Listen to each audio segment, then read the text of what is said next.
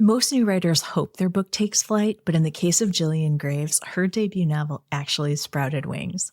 I'm so excited to introduce you to Jillian Graves, author of Kinky Witches, Flying Monsters, and High Heat Supernatural Shenanigans. I don't use dolls only because I think dolls aren't malleable enough. I was like the kid who would go to the library once a week and you would spend $1 and you would get a bag of romance novels, like a blind bag, and then I would read them all week and then I would get another bag. I truly read whatever I was given.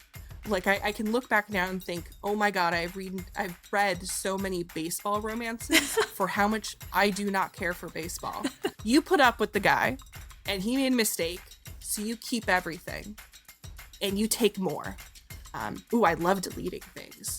That is one of my favorite things. I absolutely love deleting things. Not forever, it makes though. Me so happy. Do you save it, or you're talking forever gone? Oh, no. Everything is in a different location. Okay. Now, I don't have any way to find it because of the old school historical romances I grew up reading. Is they always had a sexy bath scene like that. Also, it's always nice to have like a reassurance as the reader that everyone is very clean. Today we talk about everything from making stone skin sexy to what readers can expect from her sexy paranormal universe called The Strange. I'm Kelly Chase, and you're listening to the Fantasy Romance Podcast. Let's start with just talking about Titan, first of all, because I have a question that's been, I think, on the minds of many fantasy romance readers who deal with like non-human plus human relationships. So let's talk about the age gap. How much age gap is too much? For some reason, like the more there's an age gap, the more comfortable I am with it.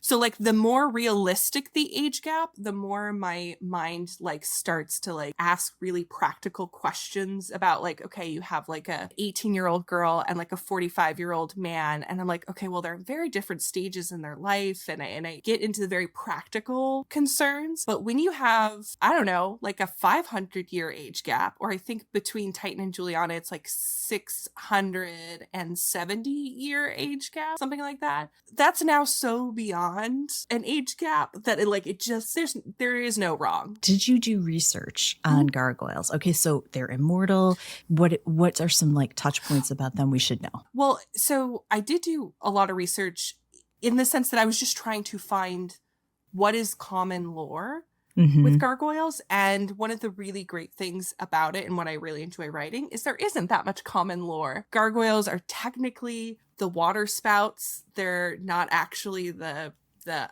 actual like statues. Those are called grotesques.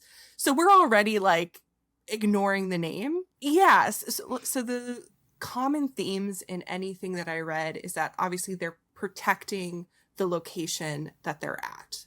It can be against many different things. It's not like, wasn't, at least what I've researched, there's not like a commonality of necessarily of like what they're protecting against, but there isn't like a really solid common lore. I know there's I'm a big podcast person, so I like looked up any like spooky history based like podcasts on gargoyles, and like the one common story that I saw is there's priest calling on a gargoyle to like defeat, I think, a dragon that was like attacking a small French village.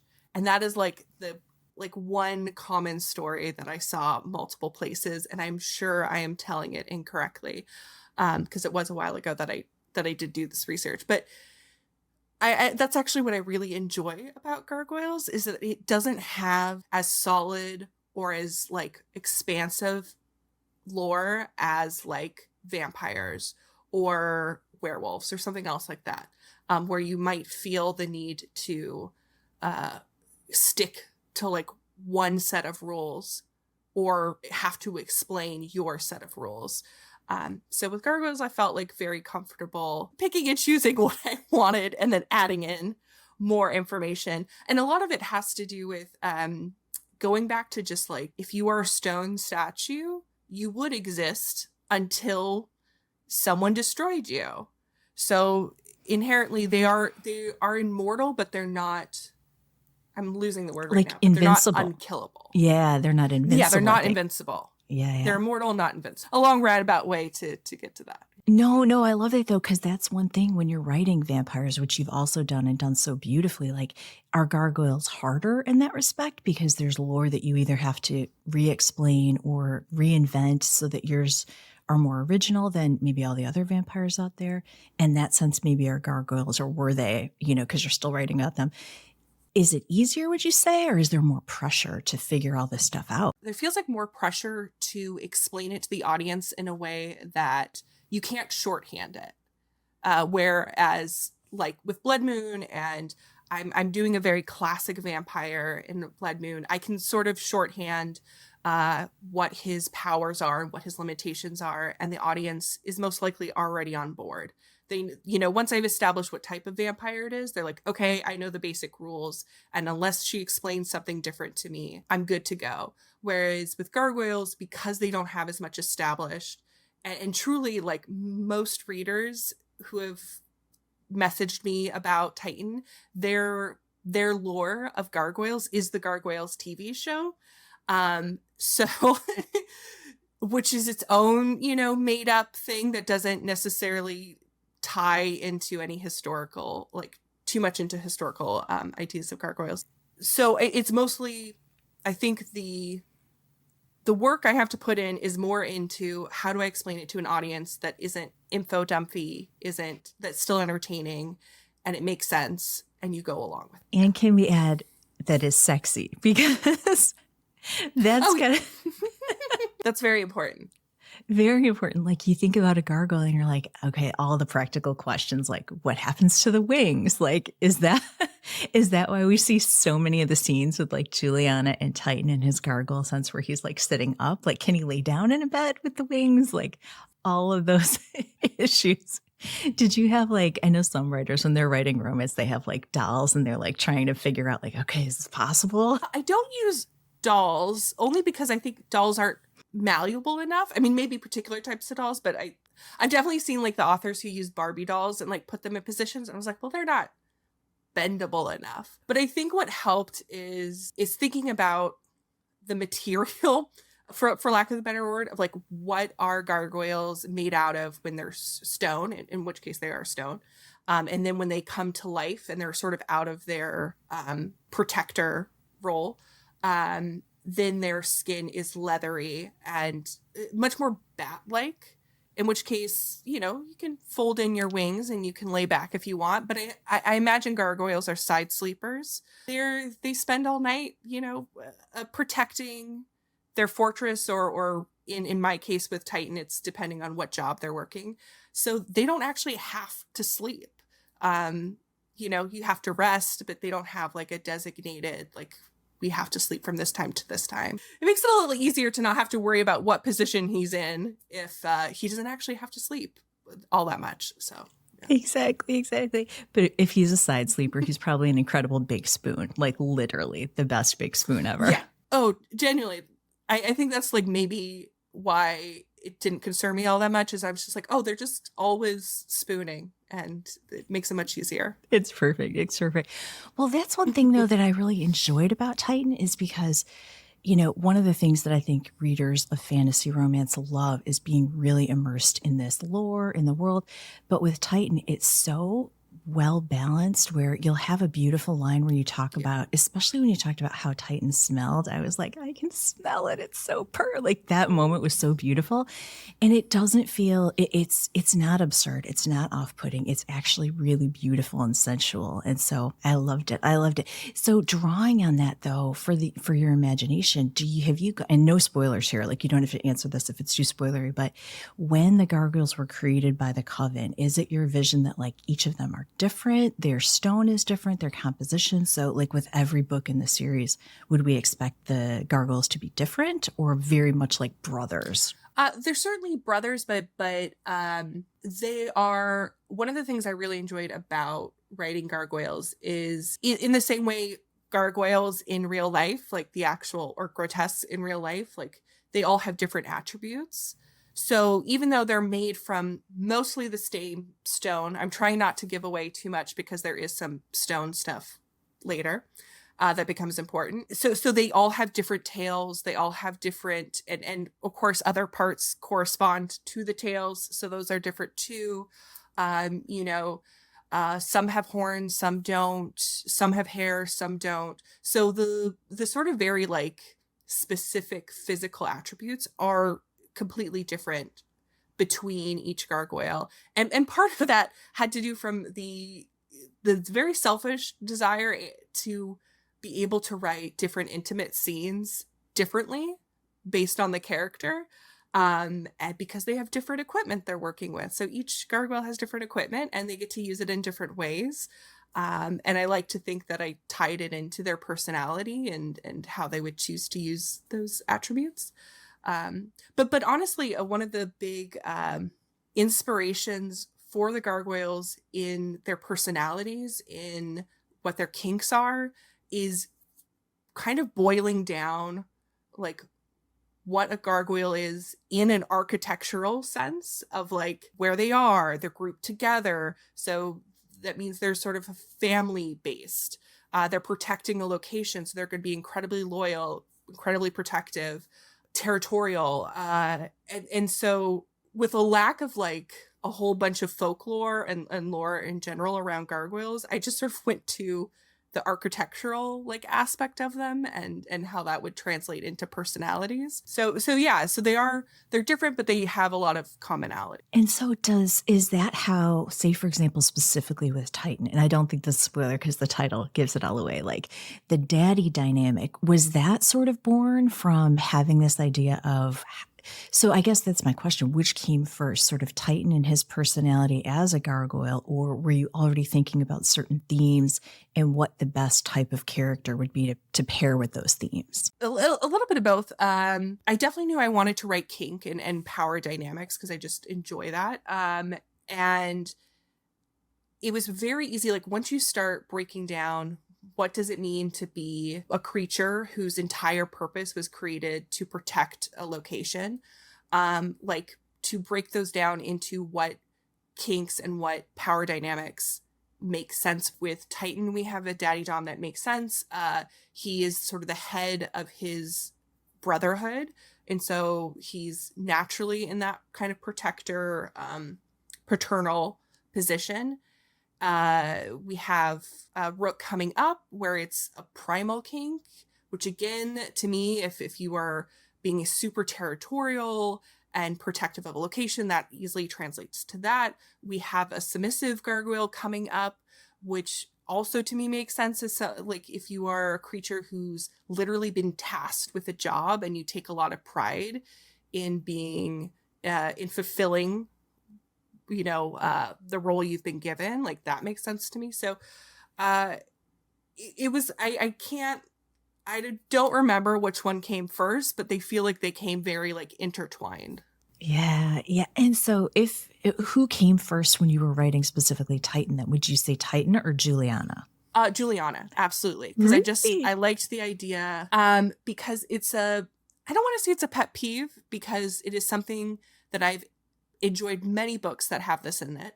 And I feel like it's a classic of like the historical romances I grew up reading, which is there would be a point where the heroine, who is poor and she comes from a lower class family and she's really struggling to make ends meet, and she meets this wealthy man who provides everything for her. And then at some point, he does something and she ends it all. And in doing so, she gives everything back and she goes back to her life of struggle. And I do not care for that. I think you put up with the guy and he made a mistake, so you keep everything and you take more. So she absolutely came first, because I always thought that was like such it didn't make sense to me, because if you were a person who's genuinely struggling, I think why wouldn't you take this stuff with you and help yourself out? And to me, Juliana is very practical in that sense, where she's about survival, and she's not going to give it back. She's going to take more. And so I think my love of that is what made me like really go all in on Juliana first, and then But Titan was close behind. Well, and that's one of the things about her that is so interesting, because in fantasy, I feel like you see two sort of archetypes for that main female lead, where they're either completely powerless and they get saved, or they come out, they're the hero and then they go through some trauma of some sort. So for Jules, she is on this power journey that is really intricately woven with the relationship with Titan. And I don't want to spoil anything, but let me just ask about, so when you were putting her together in these issues and themes, like there's some dark stuff with her and her journey and her and her backstory. Like, did you draw on certain inspirations, or was it just, did you just find pieces that, like, almost putting a puzzle together? You knew who you wanted her to be. How did Jules come together? A couple things. One, a lot of my adult life has been spent around sex workers in various different classes, lifestyle stuff, whatever. And so I was very much drawing from people who did this kind of work around me, and the very sort of, it is work, and there's a very practical mindset about it. So it was pulling a little bit from that. It was also pulling from, honestly, the Free Britney movement.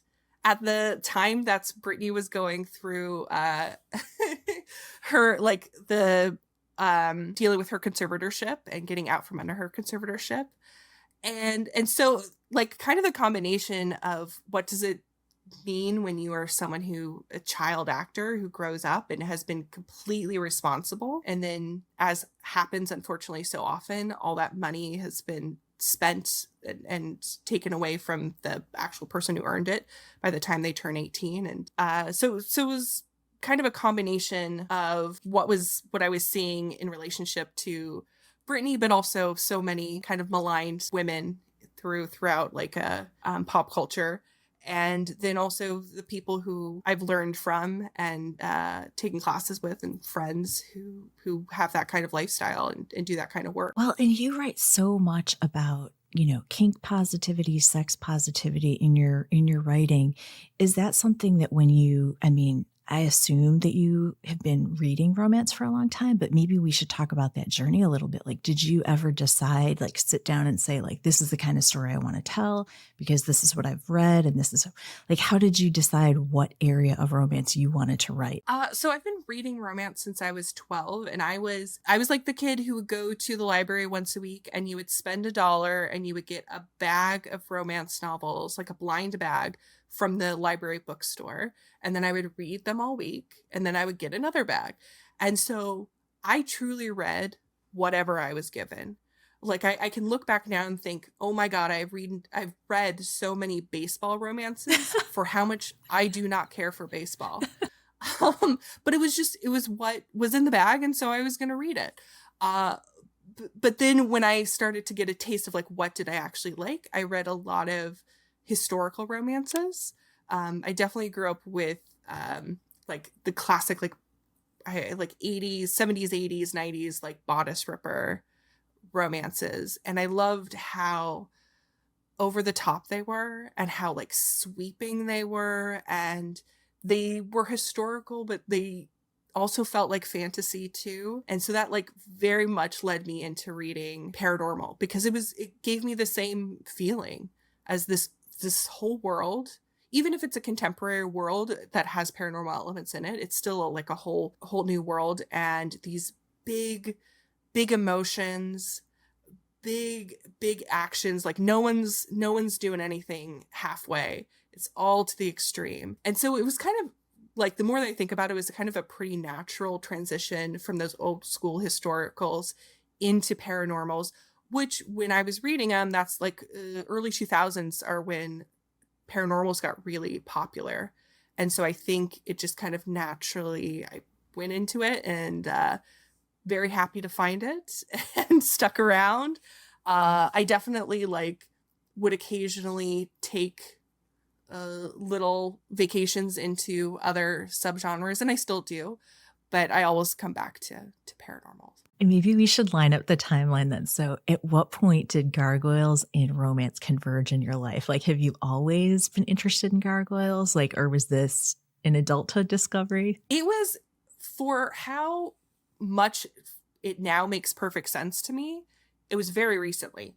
So obviously I did watch the Gargoyles TV show when I was younger. I was a big fan. I did enjoy Goliath, but it wasn't until maybe was it 3 years ago now? Someone was putting together a monster romance anthology. And I would say this is like right on the cusp of monster romance becoming a more popular thing. And a friend in one of my writing groups, she was like, you should really submit to this. And this was at one of our like writing group sessions. And I was like, I don't know. But then the whole session, like all I could think about is like, what monster would I write? And that became a whole discussion between all of us in our writing group of like, what monster would we write? And it's pretty interesting. And I would like recommend people do this with their friends, is like, just ask people like what the first monster like that comes to their mind that they would write a romance about or want to read a romance about, because people have very strong opinions that they don't even know they have them. And then you just go, what monster would you want? And they're like, oh, vampire, of course. But everyone would pick vampire. And you're like, no, not everyone would pick vampire. And so there's a reason behind it. And so just, it like didn't even, I don't know how much, like there wasn't much of a thought process that I was just like gargoyle immediately. Now I can see like common themes in the monsters that I like, other than vampires actually don't line up with this. But I do enjoy monsters that I think are warm and cuddly in some way, like have the ability. And while gargoyles are stone in their, totally alive form, they're more leathery and they absorb the sunlight. So they're kind of, I always sort of think of them as like one of those rocks that lizards lay on. And they get to, sort of be toasty all the time. So, but there wasn't much thought process about it. It just was this instinctual certainty that gargoyles were the character that I wanted to write, the monster I wanted to write. Amazing. And so now a whole series, Romancing His Stone, which, I grew up the daughter of a romance writer. So just the series title alone, like, brings me so much happiness. But so now a whole series, are we going to see all of the gargoyles potentially, or will there be crossover with other aspects of this? This is not a spoiler, but of The Strange, which is your specific paranormal sort of community? Definitely crossovers. There's already, I do a lot of like hints of crossovers, whether or not people always know they're there, I'm not sure. But they make me happy to write them. It's a small community. It's all in Los Angeles. I will start having some Strange that are in other parts of the US, but for the most part, it's all focused in LA, and it all is all interconnected and they work with each other. Titan and his brothers, they often work for other Strange. So there's definitely going to be a lot of overlap. All the gargoyles, all the brothers are going to have stories. There's one gargoyle that is not part of the main, actually there's more than one, that are not part of the main brotherhood who will get stories as well. And then certainly I have the potential to give all the gargoyles stories. Like in my mind, the inspiration is is there for everyone to get a story, all the gargoyles who were on the fortress, but it'll a little bit depend on where I'm at by the time I get through all the stories I know. At that point, people might be over gargoyles, I might be over gargoyles and need a bit of a break. I can't imagine ever being over your gargoyles. They are so, like, I love that there's like the funny one, and like they all have distinct personalities even in such a short book. So I'm really excited to see Rook, and I don't want to give it away if it's I think we know what's coming. Rook and Eden, right? They're going to be the next book. Yeah. Awesome.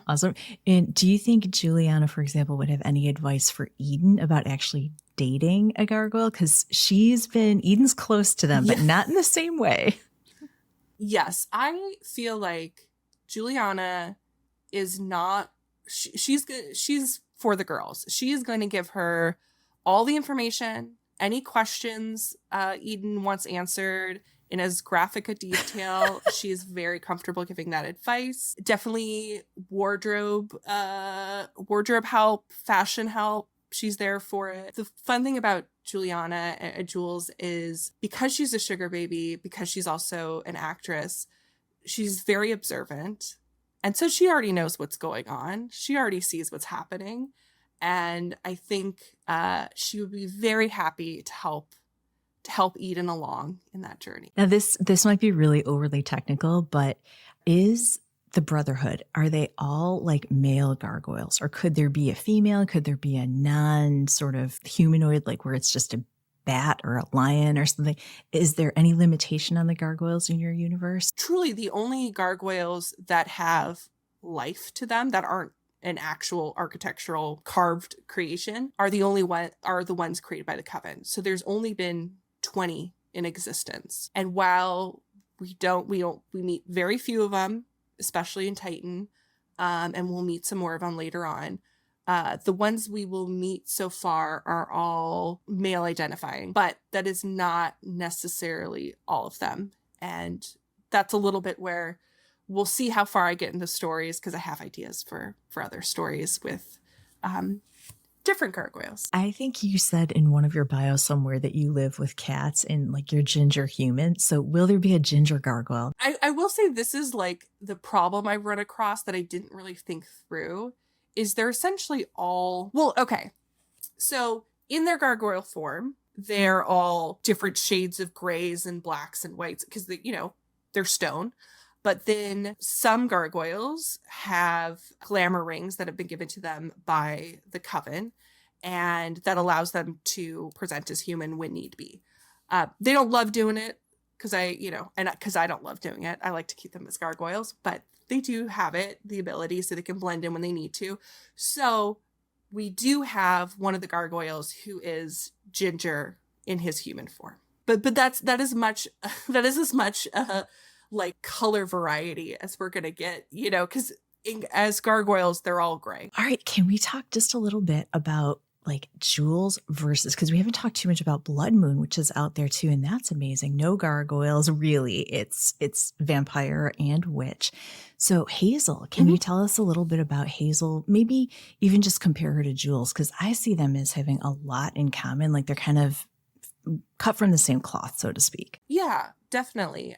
They're definitely both women who are very take charge in their own lives and their own goals. So for Jules, it's about finding like financial stability and being in control of her, getting to be in control of her choices, because she wasn't when she was younger, and having the security of money that will allow her to not be under anyone else's control. For Hazel, it's a much shorter story, so we're getting less into it, but she is someone who is determined, who has a strange bar, so a bar that is for the supernatural creatures in LA, and she is determined to make it a success however she can do it. And so I think they definitely have that in common, where they're very determined and to achieve their goals and are very prepared to do it on their own without a whole lot of people's help. I think Hazel's a little more accepting of help than I think Jules is, but I do think they have that similarity. There are a lot of similarities for someone who just like loves the inventiveness of some of your scenes. Like there's a bathtub scene in Titan, there's a shower scene in Blood Moon. Phenomenal. Oh, yeah. So I didn't even think about that being the commonality, because I think you'll find that baths, showers, things like that are a pretty common theme in all my books, in part because of the old school historical romances I grew up reading, is they always had a sexy bath scene. Yeah. And so it felt very like, if to make myself happy, I need to include something like that. Also, it's always nice to have like a reassurance as the reader that everyone is very clean. If you don't know, depending on what just happened, especially in Titan's book, it was nice for him to rinse off. But yeah, that's definitely common between Blood Moon and Titan. Both have some bathing scenes. We've just set the bar really, really very high. different. Yeah. Very different bathing scenes. Very, very different. But now we've set the bar. Like you've got to develop a bathhouse. You've got this whole laundry list of like, how else? How can I make a sprinkler sexy? Oh, I mean, with Rook, I really had to work to get it in there, but it's in there. So when you're writing, not to go too deep into, the writer you, but more just like, do you write on a laptop? Do you write, old school? How does the story come together for you? Do you have to keep lots of notes? And I can imagine writing like pen and paper. That's anyone who does that, impresses me because I could never do that. I definitely write on my laptop. However, I have lots of like whiteboards and cork boards where I have like notes like on cards written out, usually for structure, just so I can have like in one shot be able to view the entire structure of the book. And then I do so many drafts. So I do a lot of prep work that's like that's a little bit more physical, of like actually handwriting out note cards or with my whiteboard. I also do a lot of truly, I will try any way like to get the story out. But the ones that are consistent, I do a lot of Excel sheets where I will do like character breakdowns. I will write out, if I feel like I'm trying to still find the character, I'll write my character in a therapy session. Like, what are they talking to their therapist about? Just so I can like get a sense of their voice and how they handle whatever is going on in their life. If someone posts like, this works for me, I'll like try it once just to see if it ends up being a tool that's helpful, because you never know what's going to work. But mostly I write on my laptop. Is there anything, you must have some really fun, like behind the scenes stuff that just it will never make it into any of the books. Like, is there anything you've written that you were like, oh, I wish I could find a way, like a dream sequence, anything to get this in there? Or is it really just like, it helps you sort things out? Bonus scene. Yeah. Well, I tend to not have a lot of bonus scenes, other than I have a lot of like bonus content for the scenes, if that makes any sense. So usually most scenes are much longer, and then I have to cut them down a lot.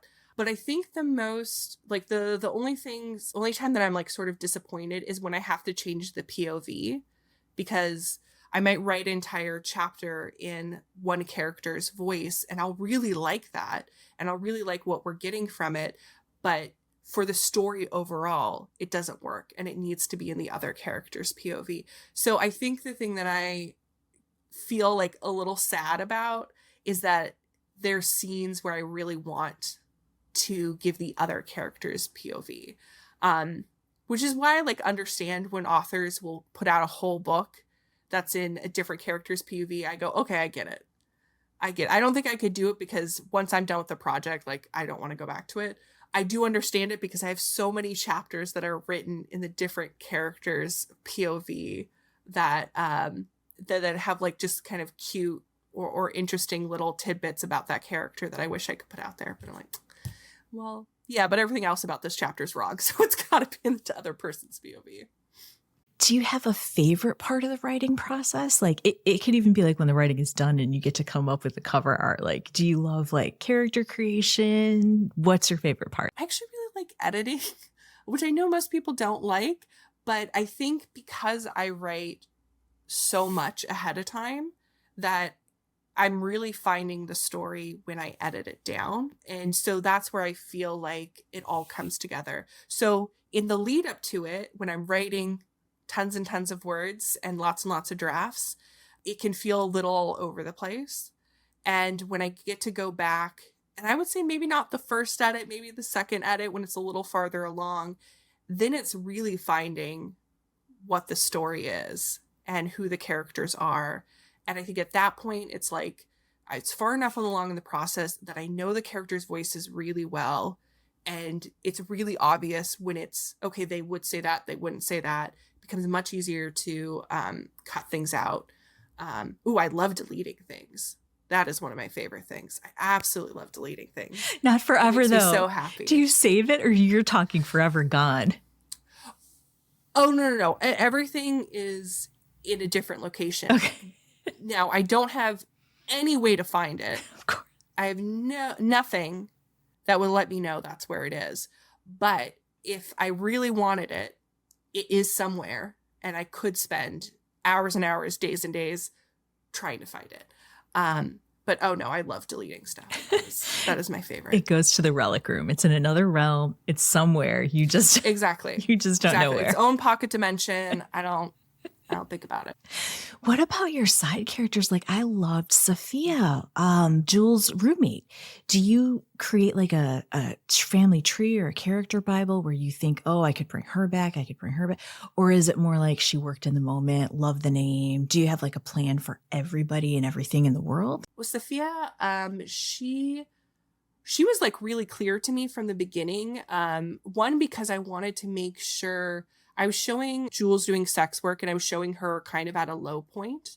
And so it was really important to me that because of how often sex work can be portrayed really negatively in romance and in any genre, I wanted to make sure she had a support system, that Jules had a support system within sex work, and someone who was sort of living the dream of it, to show the opposite of what Jules was dealing with at the moment. She worked in the moment, but also there's a lot to her that you guys that didn't need to be in the book, but I know. Just as like so to me, she's a very fleshed out character. Whether or not she'll come back, don't have any plans for her yet, but never say never, because definitely anytime I write a side character, my mind always goes, okay, what can their romance be? But so far, Sophia's having a great time. She's on like a whirlwind, tour with her very wealthy sugar daddy. So she's doing great. One thing that was really important to me with Jules, and so particularly Sophia at this point, was I have a natural tendency to write loner heroines who don't have a ton of support. And I really wanted to get away from that, because I think especially in this situation where Jules is reliant on someone else for financial stability, I didn't want her to be also emotionally completely reliant on someone else. I mean, one, she's very confident in herself and has figured out a lot of things on her own, but also I wanted to make sure she had the support system of a friend, so that even though her relationship with Titan there's a consensual power dynamic. I didn't want the reader to think that Jules was ever going to be stuck with Titan if she didn't want to be. I wanted people to think, okay, she has a life that she can go back to, and it's fine. She's just at a little bit of a down moment right now. Yeah, I mean, every other side character, you should assume will come back at some point, because most of them I've already got stories planned out from. Well, and I think that's one of the most perfect things about Jules is your goal for her life. It gave her a chance that when she did run into conflicts with Titan, again, spoiler-free conflicts, but when she did, she had choices. She wasn't fully dependent on him. She was still her own independent person with a life. And so she was able to make choices and stand up for her own power in different ways that I thought was amazing. So when you read, let me ask about your reading then. Are you a mood reader, or do you finish absolutely everything on your TBR list? 100% a mood reader. I have piles and piles of books that I pick up just because I like the cover. I'm such a mood reader that if I'm planning to read a particular book, and then someone comes up to me and tells me I should read that book, my brain will go, nope. Now that someone has told you to read it, you can't read it. I have no problem DNFing at any point.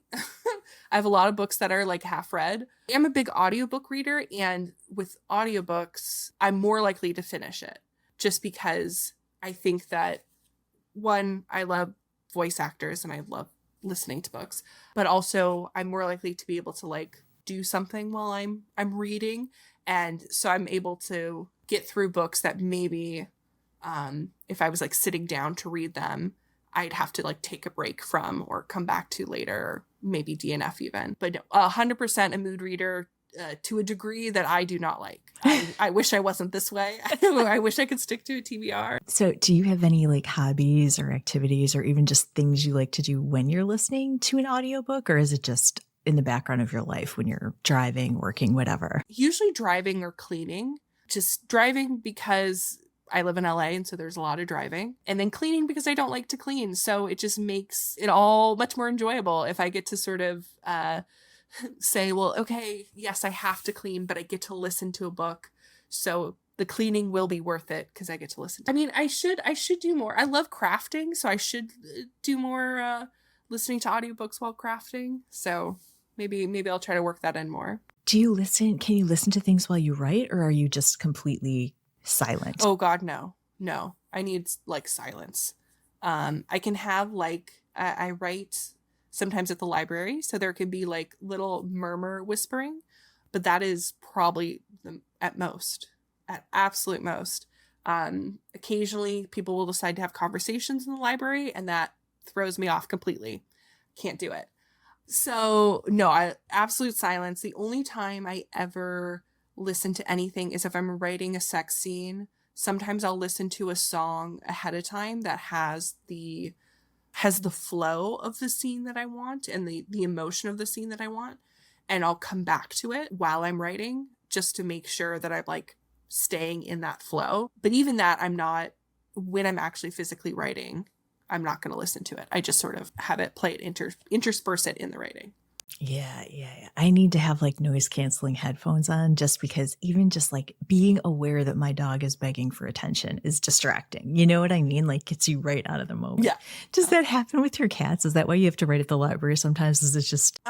Sometimes, although I will say my cats now, I would say the cats I've had before are a lot more physically needy than the cats I have now, who don't mind giving me some space. So I will say that Salem at night, he gets real needy at night, and so that's when we have a problem. But for most of the day, I'm pretty good. Amazing. All right, so can we play a little like this or that with Titan and Blood Moon? So I'll ask you a question, and then Absolutely. You pick one of the two titles.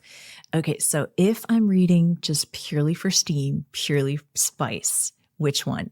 Titan, Blood Moon? Purely for spice, I would say Blood Moon, because you get more bang for your buck, I think. Literally. Shorter story, but I think the same amount of, I think the same amount of sex scenes, but a shorter book. Yeah. Okay. Amazing. So what if I'm awake in the middle of the night and I might want to try to go back to sleep, so I'm just going to read a few pages. Which of the two is going to hook me and make sure there's no way I'm going back to bed? A novella is always going to trick me into staying up later because it's shorter. And so my brain goes, well, it's not that many more pages. Yes. So I think that would be Blood Moon as well. I think depending on where you are in Titan, like if you're just starting Titan, maybe not, because you've got the whole rest of the book to get through. But I do think by the time you get to like chapter 3, I think we've already gotten a sex scene, and that might hook you on for a little while. Okay. Last one. I'm getting over an ex and I might be a little deep in my feelings. So which of the two is more likely to make me cry? Oh, I think Titan. Yeah. I think Titan would more likely make you cry. I also think like hopefully you will identify with Jules, and when she gets her moments, you get to feel how she feels, and cry it out when you need to, but also feel like a badass too. All right. If you had to pick just one type of strange to be your roommate, gargoyle or vampire, which would it be? Oh, gargoyle, 100%. Yeah. Well, that's not even a question. Because one, I think with a vampire, you got to be like very concerned about light coming in. So I think there's just going to be more rules with the vampire. And I think with a gargoyle, they're very like hardy and kind of can go anywhere, do anything. Like, so they feel like very low maintenance roommate. So I definitely think a gargoyle. He kind of got like a free security. So that's true. That's not too bad. But you do have to be careful with your valuables. Like there's a scene in Titan in a Picasso where you do want to, yes. For all of us who live in LA and have Picassos just hanging in our apartments, that might be a fact. Oh, Also, they're very wealthy, so I'll take being a roommate in a very nice house with a gargoyle. But yeah, they live a very particular life. So I think with a gargoyle roommate, you would have to be very careful, because they live a very particular way in order to fit through doors and to not knock things over. But I'm gonna assume if a gargoyle is my roommate, they spent the money. They've got a big enough place to fit them. So I'll make sure that my valuables are locked up. But but I think we'd be okay. No sharing a single studio like in North Hollywood or anything. Just no. I do think if it's a single studio, then we'll have to go with the vampire. But I think, assuming they're going to be paying more than half the rent, then we'll go with Gargoyle. Exactly. Vampire could be on the opposite schedule. It could almost be like Living Alone. You're up during the day, they're up at night. Oh, that's true. Perfect That's partnership. True. I'm not trying to persuade you. I'm with you. I love the Gargoyle idea, especially if the place is huge, which you don't find too often here. Yeah. Amazing. Well, so Jillian, can you tell us just a little bit of what's ahead, what you're writing, where we should look for you, and where we can find more content from Jillian Graves? Sure. So I have a short story called Daddy of the Sea. So if you liked Titan and you like the Daddy Dom aspect, I have a short story coming out in the Monsters in Love anthology, Lost in the Deeps. That's coming out end of September. Then I have my novelette, which if you want more gargoyles, called The Stone and the Star, and that's going to be coming out in October. And then I have Rook coming out TBD, but even more gargoyles, even more kink. And if you want to keep updated on when that's coming out and all my news, you can find me on Instagram and on Twitter at Dame with a Pen, or on TikTok at Jillian Graves Author.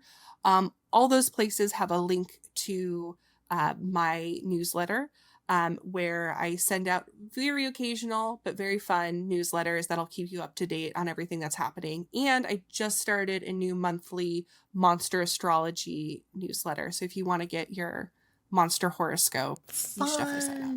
And you have a store, right? I can actually get more of these cute little guys if I want more of. Oh, yeah, absolutely. I have an Etsy store. I'm pretty sure if you just, I actually don't know how it searches, like how you search for it on Etsy, but it's on Etsy. It again is linked in all my social media bios. It's will be on my website and everything like that, JillianGraves.com. But you can also just search Jillian Graves on Etsy, and I sell fun little chibi stickers like that of Titan and Jules and Hazel and Vlad. I also have some fun like 90s monster fucker stickers and signed books, and there'll be prints. And I love like you asked what my favorite part of being an author is, and outside of the writing aspect of it, my favorite part is getting to commission artists to bring especially the spicy scenes, but any aspect of my stories to life. So I have some really beautiful pieces of artwork on Etsy. Jillian, have you done signings? Are you in person with your readers, or do you mostly connect online? Mostly connect online. I have a couple things hopefully coming up next year where I'll be going in person, but those things aren't set in stone yet. I went to one of my first cons this year and it went really well, and so I'm hoping I can do more like in-person signing. More of that. Well, I think the Gargoyle romance writers should set things in stone, so we approve. Thank you so much, Jillian. This was so fun. Thank you so much for sitting down and sharing, giving us the inside view. And now I know, how Stone Skin came to be, how it feels, and how you figured out what it was supposed to look like.